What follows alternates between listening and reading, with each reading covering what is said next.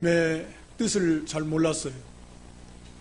예수 그리스도를 믿음으로, 메시아를 믿음으로 구원받는 게 하나님의 뜻이고, 그런데 그걸 모르고서 그냥 자기들의 열심, 자기들의 생각대로 하나님의 뜻을 깨닫지 못하고 열심으로 하나님을 섬긴다고 했지만 결국은 오히려 하나님의 의를 복종하지 않는, 즉 그리스도를 배척하고 십자가에 죽게 하는 그런 사실은 죄를 저질렀습니다. 그래서 오직 구원은 믿음으로만 받는 것이다. 마음으로 믿어서 입술로 시인하는 것, 이게 구원받은 그런 성도의 모습이다. 그래서 마음으로 믿는다라는 것은 우리 본래의 부패한 인간의 마음은 절대로 스스로 이 복음을 믿을 수가 없는 그러한 상태라고 그랬습니다. 마음으로 믿어진다는 것, 믿는다는 것은 하나님께서 믿어지도록 어떤 큰 역사가 이루어졌다라는 건데, 그래서 새로운 마음을 주신 것, 새 생명 중생시켜서 새 마음을 주셔서 회개하고 믿어지게 해 주셨기 때문에 믿어지는 거다. 이 마음으로 믿는 것은 단순히 입술로 주여 주여 하는 것이 아니라, 지식으로 이렇게 믿는다라고 동의하는 것이 아니라 그 모든 것을 다 포함해서 우리의 마음으로 믿는다는 것은 그런 전인격적으로 믿는 거라 그랬습니다. 지식적으로도 믿고 동의하고 우리의 감정과 정서적으로도 의지적으로도 이성적으로도 우리의 전인격으로 예수 그리스도를 믿는 것입니다. 그러므로 당연히 입술로 시인하는, 즉 어떤 환경 속에서도 어려움 속에서도 예수를 주라 시인하는 그런 참된 그런 순종의 삶이 나오게 되어 있다. 그것이 입술로 시인하는 거예요. 단순히 입술로 믿습니다라는 걸 말하는 게 아니라, 그걸 물론 포함하겠지만 죽음의 위협 앞에서도 예수를 믿는다라고 하는 신앙의 고백을 철회하지 않고 그대로 고백하면서 그 고난의 길을 걸어가는 것입니다. 그게 입술로 시인한다라는 의미라 그랬습니다. 그러면 유대인들은 그 복음을 듣지 못했냐? 들었다라는 거죠. 구약 성경을 들어서 하나님의 계획도 다 알았고 또 하나님의 복음을 들었음에도 그들이 왜 믿지 않았느냐? 그 믿지 않았는 것은 결국 하나님께서 그들을 버리신 거 아닌가라고 하는 그런 이제 가상적인 질문을 사도 바울이 예상하고, 그렇지 않다, 유대인들을 결코 하나님이 버리신 것이 아니다 라고 하는 것을 이제 11장에서 쭉 말씀하고 있는 겁니다. 이걸 통해서 이 시대에 사는 우리가 이제 받아야 될 교훈을 이렇게 잘 받기를 원하는데요. 그래서 사도 바울은 11장에 들어서 우리가 읽지 않았지만 그 1절에서 12절까지의 내용 속에서 하나님이 유대인들을 버리시지 않은 증거로서 첫 번째는 자기 자신을 말하고 있습니다. 자기도 철저하게 완전한 유대인이지만 자기가 예수를 믿는다라는 거죠. 그렇다는 것은 벌써 하나님 유대인을 버리신 게 아니다라는 한 증거가 아니겠는가. 또 엘리야 시대에 엘리야의 하나님 앞에 이렇게 부르짖는 기도 가운데 하나님의 말씀, 우리가 잘 아는 엘리야 시대, 북이스라엘 아합 왕 시대인데 교회, 즉 하나님의 참 성도에 대한 핍박이 극심하던 그런 시대입니다. 그래서 선지자들이 다 죽고, 엘리야가 볼 때는 예수 믿는 사람, 즉 하나님을 바르게 섬기는 사람들 다 죽은 것 같았어요. 자기 혼자밖에 안 남은 것 같았어요. 그런데 자기마저도 이 이세벨과 아합 왕이 죽이려고 한단 말이에요. 그러니까 엘리야가 하나님 앞에 그대로 이제 말하잖아요. 나 혼자밖에 안 남으면 다 죽이려고, 나도 죽이려고 합니다. 그럼 어떻게 되겠습니까? 그 말씀 속에는 이 하나님 나라를 세워나가는 거 어떻게 되겠습니까? 그럼 다 죽어버리면. 그런 건데 하나님께서 답변하신 게 뭐라 그랬죠? 7,000명. 하나님의 참된 백성을 하나님께서 무릎 꿇지 않은, 바알에게 무릎 꿇지 않은 7,000명을 남겨두셨다. 하나님의 은혜로 어느 시대나 없는 것 같아도 하나님께서는 하나님의 백성들을 남겨주셨다라고 하는 것이죠. 그래서 어느 시대나 그 시대에도, 사도 바울 시대에도 하나님께서 지금 유대인들이 다 예수님을 배척해서 십자가에 못 박아 죽이고 또 예루살렘 교회 핍박하고, 그래서 많은 사람, 스데반이 순교당하고 많은 사람들이 흩어졌지 않습니까? 여전히 사도 바울이 복음을 전하는 곳곳마다 가서 유대인의 회당에 가서 먼저 복음을 전할 때마다 그들이 다 가장 앞장서서 핍박을 가한 사람들이 바로 유대인들이거든요. 그러니까 유대인들이 도저히 이게 복음을 받아들일 것 같지가 않은 상황이죠. 어떻게 보면 절망적입니다. 그렇지만 하나님께서는 아방 시대의 그 절망적인 시대에도 7,000명을 남겨두셨듯이 그 이후에도 계속, 또 사도 바울 시대에도 계속해서 하나님께서는 남겨진 자들이 있다. 유대인 가운데서도. 네. 그래서 하나님께서는 유대인들을 버리신 것이 아니시다 라고 하는 것을 말씀하고 있습니다. 그러면서 이제 오늘 여기 우리가 읽은 13절 이하에 이제 바울이 거기에 추가로 더 이렇게 사도 바울의 자기의 사역을 통해서 하나님께서 유대인들 얼마를 구원시키신다라고 하는 걸 바울이 깨달았습니다. 거기 먼저 13절에 보면 사도 바울이 자신이 내가 이방인인 너희에게 말하노라. 1차적인 수신자들이 이 로마서가 로마에 있는 성도들이니까 로마에 있는 성도들은 대부분 이방인들이잖아요. 그러니까 이방인 성도들, 이방인인 너희에게 말하노라. 우리도 사실은 이제 성경적 관점에서 볼 때는 이방인이잖아요. 그러니까 혈통적으로 유대인들이 아니면 전부 다 이방인이라고 표현하고 있으니까. 그러니까 이방인인 너희에게 말한다. 내가 이방인의 사도인 만큼 내 직분을 영광스럽게 여기노니 이는 곧 내 권력을 아무쪼록 시기케 하여 저희 중에서 얼마를 구원하려 함이라. 그러니까 13절 14절의 말씀을 통해서 사도 바울이 자기의 사도 직분, 이방인의 사도라고 하는 이 사도의 직분을 영광스럽게 생각한 이유를 말씀하고 있는데, 당연히 이방인의 사도이니까 이방인들에게 복음을 전해서 그들을 하나님께로 그리스도를 통해서 하나님께로 돌아오게 하는 이 사역이 너무나 영광스럽다라고 하는 거죠. 뿐만 아니라 유대인들도 이방인들이 하나님께로 돌아오고 하나님의 은혜와 복을 받아 누리는 것을 보면서 시기가 나가지고 그 중에 일부는 얼마를 구원하려 함이라. 많지는 않겠지만 사도 바울 시대에도 얼마간의 유대인들이 시기가 난 것처럼 마치 이렇게 자기 엄마인데 딴 아이를 안아주고 있으면 막 엄마에게 가듯이 그런 거죠. 이스라엘 백성들이 자기들은 조상적부터 그리고 태어나면서부터 자기들은 하나님 백성으로 알고 있고 하나님 말씀을 배우고 하나님을 섬기는 그런 제사 의식과 모든 그런 의식 속에서 제도 속에서 살았는데 개보다도 못하게 여겼던 하나님을 모르는 저 이방인들이 예수 그리스도를 믿음으로 하나님을 섬기면서 하나님 주신 은혜를 받는 걸 보면서 시기가 일어나가지고 나도 하나님께로 빨리 돌아가야 되겠다. 그래서 그리스도께로 돌아온다. 그리스도를 통해서. 얼마가 많지는 않지만. 그래서 결국은 이방인들을 그리스도께로 돌아오게 하고 또 유대인 가운데 얼마를 그리스도를 통해서 하나님께로 돌아오게 하는 이 사역이 그렇기 때문에 너무나 영광스럽고 놀랍다. 바울은 그렇게 말하고 있는 겁니다. 마찬가지로 우리의 모든 직분은 다 영광스러운 직분입니다. 하나님 나라를 세워나가는 일이 정말 영광스러운 거예요.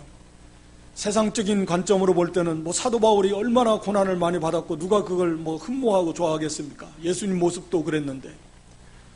그러나 우리의 맡은 하는 일의 그 성격이 이 거룩한 하나님의 나라, 이 영광의 나라를 세워나가는 이 일에 우리가 이모로 저모로 쓰임받는 그런 직분을 가지고 있다라고 하는 거죠. 그렇기 때문에 이것이 얼마나 영광스러운 것인가 하는 걸 알아야 됩니다. 세상에 한 자리 차지하는 건 크게 여기면서도 교회의 직분은 나 그만하고 싶고 안 하려고 할 수 있으면 안 하려고 그러고 이게 문제가 심각한 거예요. 그걸 몰라서 그래요. 이게 얼마나 크고 놀랍고 영광스러운 일인지 우리가 무슨 자격이 있어서 합니까? 다 부족한 거죠. 하나님 그거 모르시겠어요? 다 아시는 거지. 그래도 하나님께서 무한한 사랑과 긍휼을 베풀어 주셔서 은혜를 베풀어 주셔서 하나님 나라를 세워나갈 수 있는 그런 그 기회를 주시는 거죠. 냉수한 그릇 대접하는 걸 알지라도 하나님 그걸 귀하게 보셔서 쓰시겠다고 하는 그런 무한한 은혜와 사랑을 베풀어 주시는 그런 영광스러운 자리에 세워주시는데 우리가 그걸 잘 깨닫지 못해가지고 하나님 일 하는 것을 뭐 그렇지는 않겠지만 때로는 뭐 귀찮게 여기고 번거롭게 여기고 할 수만 있으면 안 하려고 그러고, 그것은 결국은 믿음이 없다라는 얘기고 깨닫지를 못했다. 지식으로는 알지 몰라도 실제로 그것을 깨닫지를 못한 거죠. 정말 깨달았다라고 하면 그렇게 할 수가 없는 거거든요. 우리도 바울처럼 이게 얼마나 영광스러운 직분인지, 우리도 물론 사도는 아니지만 하나님의 나라를 세워나가는 이런 직분을 하나님께서 이모로저모로 다 주셨는데, 또 은사도 주시고, 이게 정말 귀하고 정말 아름답다 라고 하는 것을 좀 깨달아서 우리가 마음과 뜻과 정성을 다해서, 최선을 다해서 우리가 하나님 맡겨진 그런 본분과 그 사명을 좀 잘 감당하는 저와 여러분 될 수 있기를 주님의 이름으로 축원합니다. 그리고 이 유대인들이 이제 돌아오게 하는, 이제 하나님께서 돌아오게 하실 것이다 라고 하는 것을 이제 사도 바울이 말씀하면서 그 근거를 뭘로 드냐면 두 가지 비유를 듭니다. 하나는 거기 16절 이하에 보면 제사하는 처음 익은 곡식가루가 거룩한 죽, 떡덩이도 그러하고, 처음 익은 곡식가루라는 말은 첫 열매를 가리키는 표현입니다. 첫 열매. 그러니까 첫 열매가 이렇게 거룩하다라고 하는 것은 나머지도 다 거룩하다라는 의미죠. 그러니까 이것은 이제 원리가 11조의 원리와 같은 것이고, 에덴 동산의 선악과를 먹지 말라고 했던 원리와 같은 것이고, 오늘 다르게 말하면 주의를 거룩하게 지키라고 하는 원리도 다 같은 거예요. 그러니까 이 첫 열매를 하나님께 바쳤다라는 거 하는 것은 나머지 열매도 하나님께서 주신 것이고 하나님에게 속한 것이다라고 하는 신앙의 고백이거든요. 그러니까 장자를 하나님께 바쳐라라는 것도, 그 장자는 그 집안의 대표잖아요. 그러니까 그 장자를 하나님께 구약시대에 이 바치라는 말은 그 집안 자체가 온전히 하나님께 속한 것이고, 하나님께 속했다는 말이 거룩이라잖아요. 거룩. 구별되다라는 거잖아요. 거룩이라는 의미는. 그러니까 세상으로부터 구별돼서 하나님께 속해졌다라는 의미입니다. 하나님께 바쳐졌다라는 의미입니다. 거룩이라는 의미는. 그 속에 죄와 관계없다라는 의미도 포함되어 있는 거죠. 그래서 거룩은 사실 그보다 더 큰 의미예요. 그러니까 세상과 구별돼서 하나님께 속해 있고 하나님께 바쳐졌다. 그게 성도이고 그게 거룩입니다. 그러니까 첫 열매, 처음 곡식가루, 첫 열매가 거룩하다라는 말은 나머지 열매들, 나머지 그런 것들도 다 하나님께 속한 것이야. 그러니까 선악과 하나를 하나님께서 이건 먹지 말라라고 한 것은 이 나머지 모든 선악과가 하나님의 것이고 나머지 모든 동산도 하나님의 것이라고 하는 걸 가르쳐 주는 거죠. 그 하나님의 것을, 하나님을 잊지 말고 11조를 하나님의 것으로 드리라고 하는 것도 나머지도 다 하나님이 주신 것이다. 그걸 잊지 말라는 거죠. 감사하라는 거죠. 날의 11조와 같은 주일 한 날을 구별해서 이날 하나님께만 온전히 바치라고 하는 이 거룩한 주일도 따지고 보면 나머지 6일은 자기 마음대로 그게 아니에요. 사실은 모든 6일의 주인도 하나님이시라는 거죠. 그것을 모든 날의 주인도, 모든 물질의 주인도, 모든 것의 주인도 하나님이시라는 고백이 11조이고, 또 여기 첫 열매를 드리는 것이고, 또 주일을 거룩하게 구별해서 드리는 거예요. 원리가 다 그런 겁니다. 그래서 첫 열매가 이 첫 열매로 만든 그 처음 익은 곡식가루, 문자직에 넣으면 첫 열매라는 의미입니다. 그것이 거룩해서 하나님께 바쳐졌다라는 것은 나머지 것들도 다 하나님의 것이다라는 그런 의미라는 거죠. 그래서 이제 사도 바울은 이게 비유를 말하는데, 첫 열매, 처음 익은 곡식가루, 또 여기 또 하나는 뿌리, 감람나무, 참 감람나무를 통해서 뿌리가 거룩한 즉 나머지 그 가지들도 거룩할 것이다. 이제 이런 비유거든요. 그래서 이 비유는 그러니까 유대인의 조상, 특히 아브라함, 이삭, 야곱까지 포함할 수 있지만 핵심이 아브라함인데 믿음의 조상이잖아요. 또 유대인들의 조상이기도 하고 오늘 우리의 영적인 조상, 믿음의 조상이기도 한 이 아브라함인데, 그 아브라함이 처음 익은 곡식가루와 같은 것이고, 그러면 아브라함의 그 자손들도 결국은 하나님의 언약, 하나님이 아브라함에게 주신 언약에 참여한 백성들이다, 그런 의미예요. 무조건 다 구원받았다라는 의미는 아니고, 혈통적인 유대인들이 하나님의 그 구원 약속, 언약에 참여한, 아브라함 언약에 참여한 그런 백성들이라는 거죠, 유대인들이. 아브라함이 그 첫 열매와 같으니까 나머지 그 아브라함의 후손들도 그와 같다는 거죠.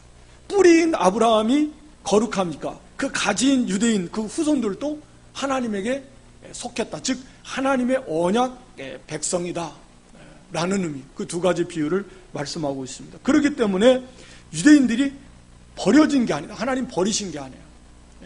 지금 잠시 가지가 잘라진 것과 같은 그런 상태다라고 이제 말씀하고 있습니다. 그래서 거기 17절 이하에 그 뿌리가 아브라함, 또 족장 이삭, 야곱과 같은 그런 하나님의 세우신 족장들이고, 하나님께서 아브라함에게 그 언약을 주셔서 그 아브라함의 믿음을 소유한 모든 후손들이 다 구원받는 거지 않습니까? 1차적으로 유대인들이 아브라함의 언약 백성으로서 참여했어요.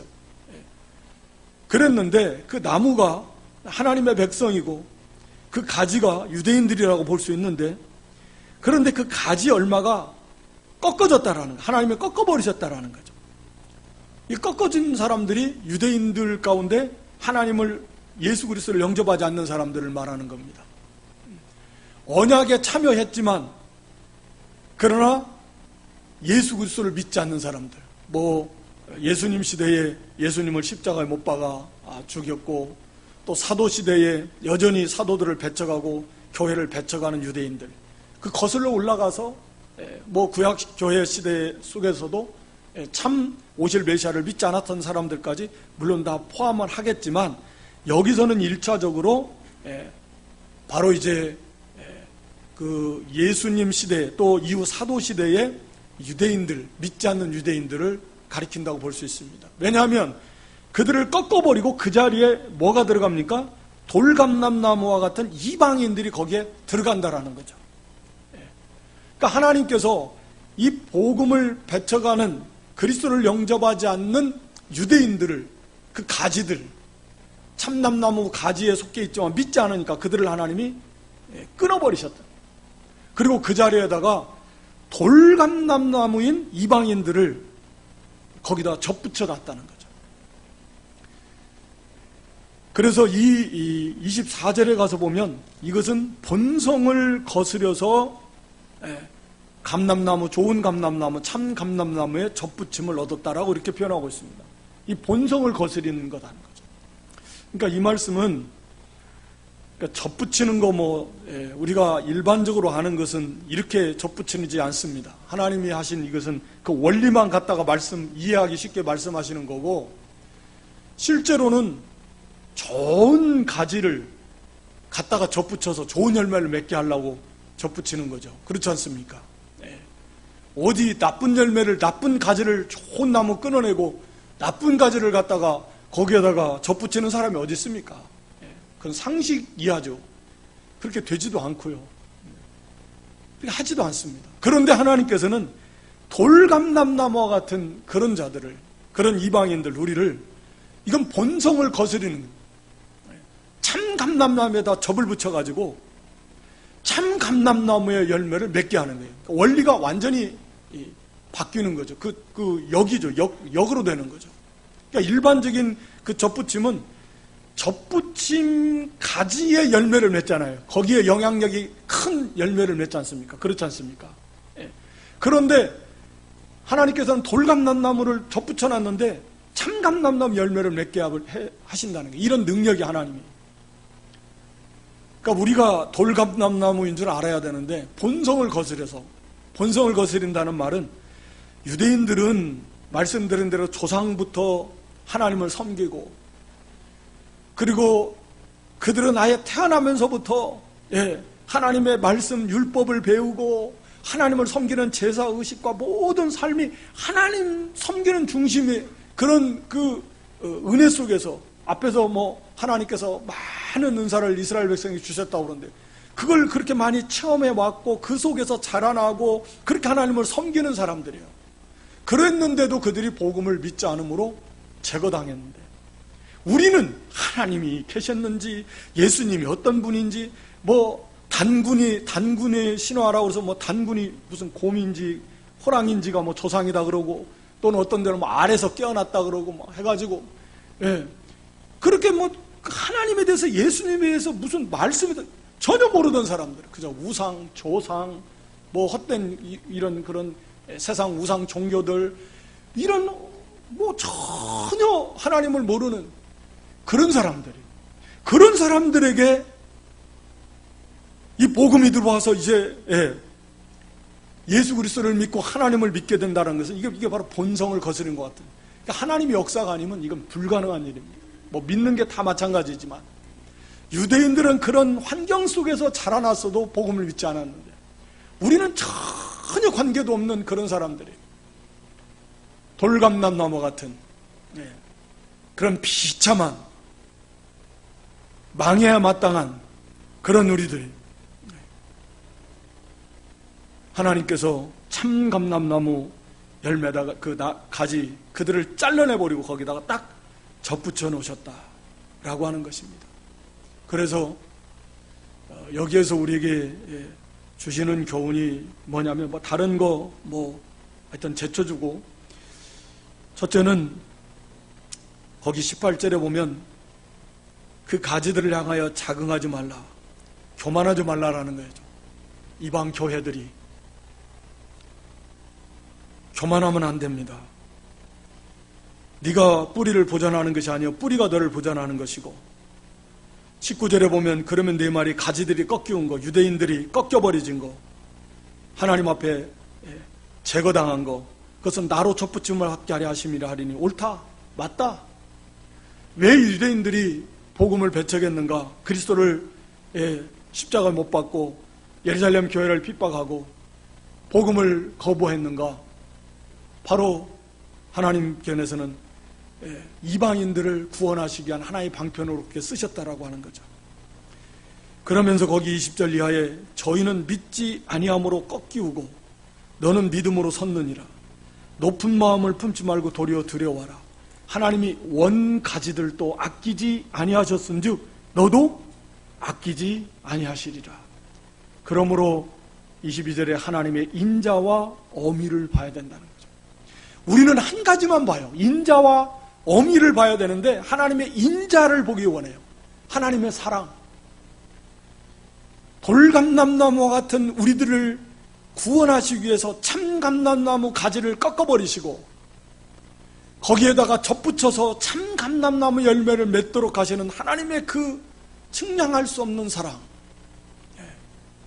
독생자를 십자가에 내어주시면서까지 우리를 구원하시는 그 하나님의 사랑, 말할 수 없는 거죠.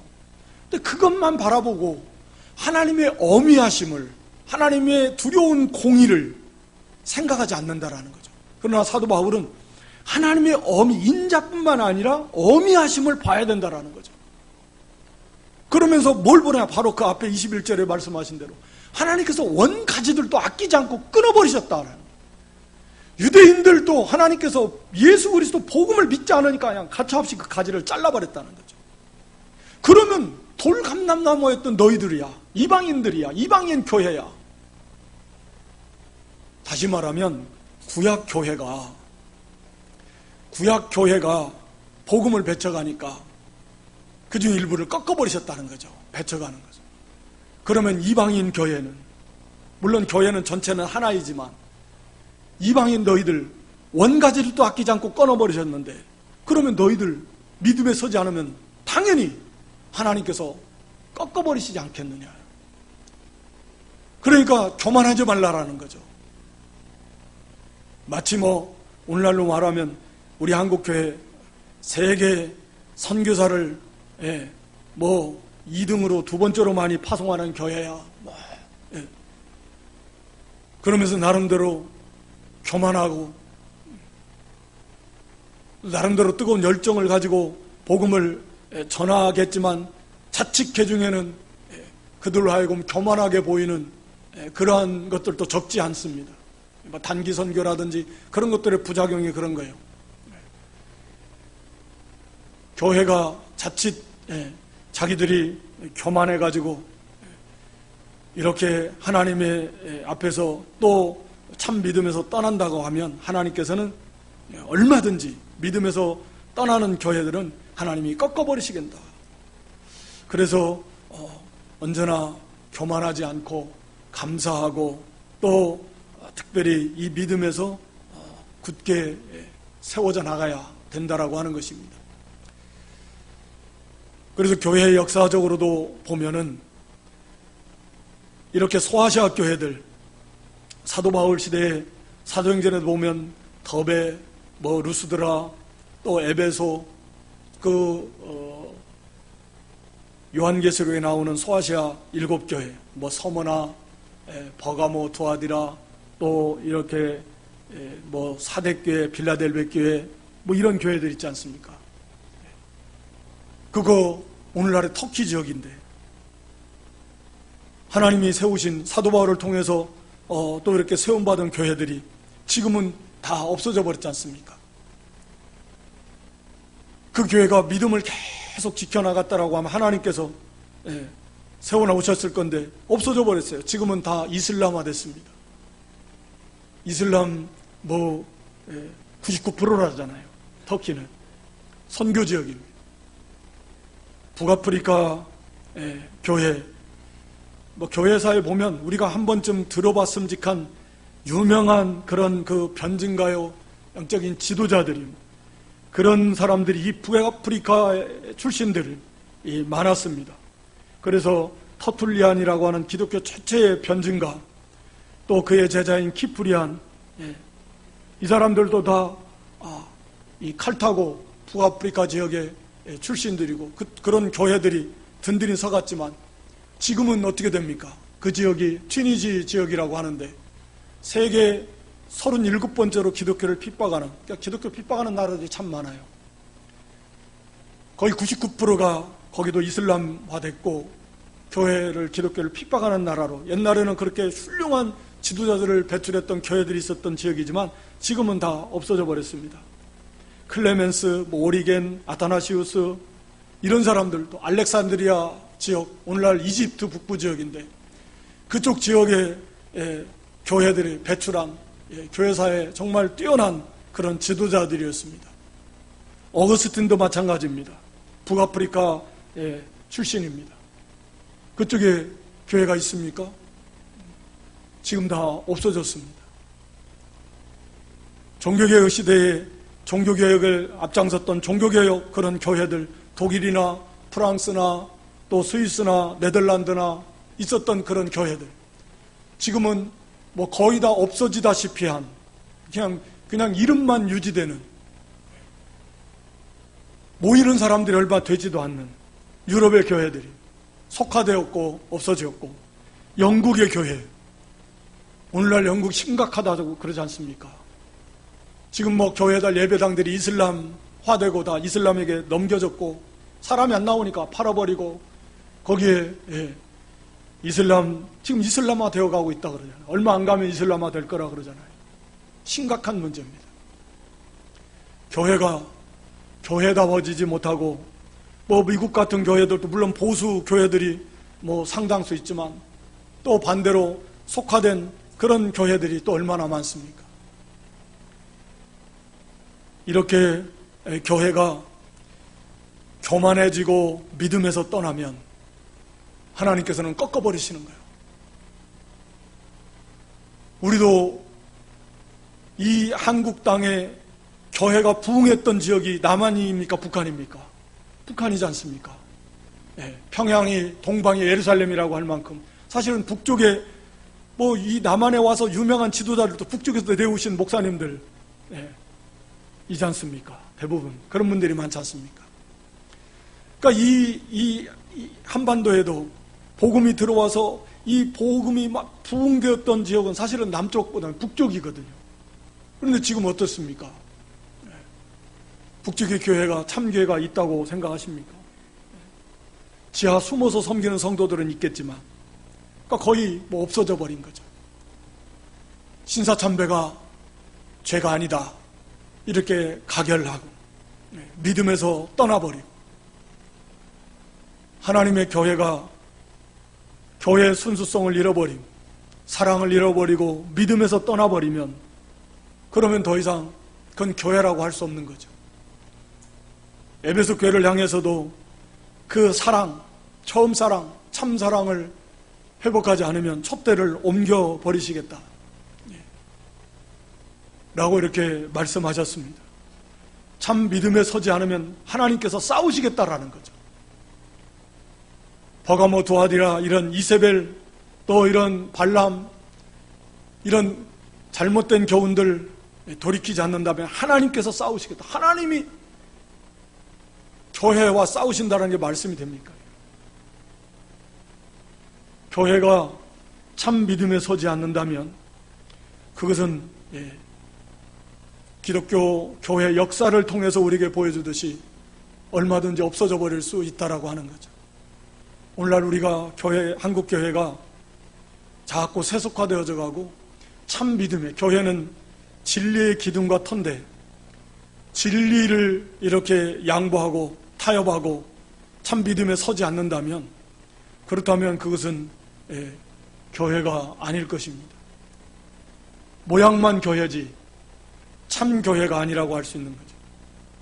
그러면 참 교회가 없어져 버린다면 하나님의 나라가 세워져 나갈 수가 없는 것이고, 당연히 그 땅에, 그 지역에 구원받을 백성들이 없어져 간다고 볼 수 있는 거죠. 참 교회가 없는데 뭐 어떻게 하겠습니까? 참 복음을 전하지 못하고 참 진리 가운데 세워지지 못한다면 전 교회의 생명이 없어져 버리는 거예요. 사람이 아무리 많이 모여도 의미가 없는 거죠. 참 교회, 참 성도, 참 진리, 이건 생명입니다. 오직 순수한 복음과 순수한 말씀 위에 서잖아. 물론 뭐 완전하진 않다 하더라도 이 생명적인 진리, 양보할 수 없는, 타협할 수 없는 이 진리, 물론 오직 믿음으로 예수 그리스도 이 진리와 중요한 그런 진리를 우리가 잘 세워나가고 그를 지켜나가는 그런 참교회를 세워나갈 때 소망이 있는 것입니다. 개인적으로도 가정적으로도 우리의 후세들에게 소망이 있고, 나아가 이 한국이라고 하는 그런 나라도 소망이 있는 거예요. 그나마 교회가 교회다워질 때 소망이 있습니다. 교회가 교회다워지지 못하면 그건 망합니다. 교회가 없어지면 그건 망하는 거예요. 그건 불쌍한 거죠. 설사 뭐 경제가 좀 부흥하면 무슨 의미가 있습니까?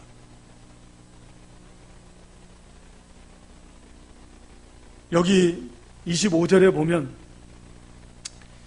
형제들아 너희가 스스로 지혜 있담을 면키하여 이 비밀을 너희가 모르기를 내가 원치 아니하노니, 이 비밀은 이방인의 충만한 수가 들어오기까지 이스라엘의 덜어는 완악하게 된 것이라. 이스라엘의 그 이방인의 충만한 수가 들어올 때까지 이스라엘의 덜어는 완악하게 된 것이다. 이게 비밀이라는 거죠. 그러니까 이방인의 충만한 수가 들어올 때까지, 이방인의 충만한 수라는 말은 이방인 가운데 있는 하나님의 백성들을 말하는 거 아니겠습니까? 이방인 가운데 있는 하나님의 선택한 하나님의 백성들이 다 교회 안에 들어올 때까지는, 그때까지 이스라엘 백성들이 완악하게 되어서 복음을 배척하지 않는다라는 거죠. 복음을 배척한다라는 거죠. 그러니까 반대로 이제 충만한 사가 다 들어오면, 이 말은 들어올 때까지는 이스라엘이 완악하니 복음을 배척해서 저 이스라엘 땅에 이 복음이 들어가기는 들어가도 계속 배척하면서 소수의 사람만이 믿는 거죠. 그런데 충만한 수가 들어오면 어떻게 되겠습니까?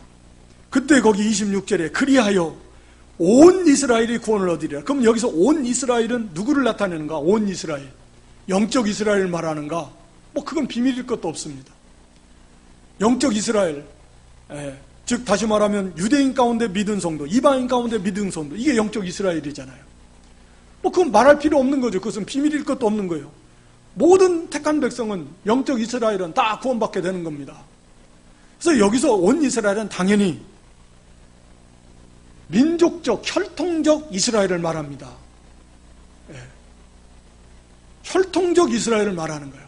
지금 저 이스라엘. 그 사람들이 온 이스라엘이라는 의미는 우리가 이해할 때 한 사람도 빠짐없이 다라는 의미보다는 거의 다, 대부분의 이스라엘 사람들이라는 의미입니다. 그러니까 거의 다 저 이스라엘 사람들이, 저 땅에 있는 이스라엘 사람이든 흩어져 있는 유대인들이건 그 유대인들이 거의가 다, 대다수의 유대인들이 구원을 받을 것이다 라고 하는 것입니다. 그러니까 우리가 말하는 민족적 아마 회개운동이 일어날 것이다, 저 이스라엘 땅에. 그때가 언제냐? 이방인의 충만한 수가 들어올 때입니다. 누가복음 21장 14절 24절에도 보면, 마태에도 마태복음 23장에도 그런 말씀이 있지만, 이방인의 때가 찰 때까지, 이방인의 때가 찰 때까지 예루살렘은 이방인들에게 밟히우리라. 이방인의 때가 찰 때가 뭡니까? 이방인에 대한 구원의 계획이 완성될 때까지. 오늘 여기 본문에 이방인의 충만한 수가 들어올 때까지, 같은 의미거든요. 이걸 이방인 교회에 속한 우리의 입장에서 볼 때는 마음이 급해지는 거예요. 이제 얼마 안 있으면 저 이스라엘 땅에 복음이 지금도 물론 들어가고 있고 전파되고 있지만 저들이 다 회개하고 들어오는 때가 있을 건데, 정말 교회적으로 볼 때는 엄청나게 죽은 자가 살아나는 것과 같은 그런 놀라운 기쁨이 충만한 때가 될 것이다. 왜? 교회는 한 나무인데, 하나인데, 저들이 저렇게 회개하고 돌아올 때 그 충만한 기쁨이 온 세상의 교회에 차고 넘치게 될 것이다. 마치 죽은 자가 살아나는 것처럼 부활하여 이르는 것과 같은 그런 기쁨이, 그런 충만한 은혜가 온 교회에게 있을 것이다 라고 하는 것이 오늘 본문의 그 말씀인데요. 15절에 죽은 자 가운데서 사는 것과 같은 그런 놀라운 은혜가 있을 거라는 거죠. 그러나 한편으로 말씀드린 대로 우리 이방인 성도의 입장에서는 저 유대인들이 빨리 저들이 회개하고 돌아오기를 한편으로는 소원하지만, 한편으로는 그렇다고 하면 이방에 대한 이런 복음의 문이, 구원의 문이 닫혀져 간다 라고 볼 수 있는 거죠. 세운 교회는 우리 주님 오시는 그날까지 순수한 믿음에 섰을 때 보존시켜 주실 것이고 세워나갈 것이지만, 문제는 들어오는 사람들이, 회개하고 돌아오는 구원받는 자들이 점점 줄어들다가 어느 순간에는 이제 거의 없을 거라는 거죠. 충만한 수가 다 들어오면 이제는 있는 성도들이 계속 믿음을 지켜나가는 거지, 아무리 전도해도 안 들어와요. 받아들이질 않아요. 어떻게 되겠습니까? 그때 이제 저쪽에는 세상의 다른 이방인들, 중국에서 소수민족이 기록되지 않은 소수민족까지 하면 어떤 사람들은 400개, 500개 이상 된다 그러는데, 그 소수민족도 지금 계속 복음이 전파되고 있습니다. 그 사람들끼리 언어가 다 달라도. 그래서 조만간 얼마 머지 않아서 이방 모든 민족의 복음이 전파될 거고, 그리고 나서 이제는 어떻게 되겠습니까? 저 이스라엘 백성들의 민족적 회개가 일어나서 대다수의 유대인들이 하나님께로 돌아올 것이다. 그러니까 말세에 주님 재림에 임박했던 그런 가장 큰 징조 중에 하나죠. 이스라엘 민족의 회개입니다. 그런데 오늘 우리가 아직 거기에 이르기 전에, 아직은 이방의 이 충만한 수가 아직 다 들어오지 않았다라는 거죠. 그러니까 우리가 볼 때는 기회가 얼마 없다, 시간이 얼마 없다. 빨리 복음을 전하지 않으면, 아직도 돌아오지 못한 우리의 가족과 이웃과 동료들을 향해서 우리가 빨리 복음 전해서 그들을 인도하지 않는다면 이제 언제 이 문이 닫혀질지, 점점 기회는 줄어들고 있다라고 하는, 시간은 없어져 가고 있는 거죠. 그건 분명한 거예요. 그건 정해진 겁니다. 우리가 이렇게 좀 더 허리띠 풀러놓고 뭐 오늘 못하면 다음에 하고 올해 못하면 내년, 그럴 때가 사실은 아니다라는 거죠. 때가 되면 알아서 돌아오겠지.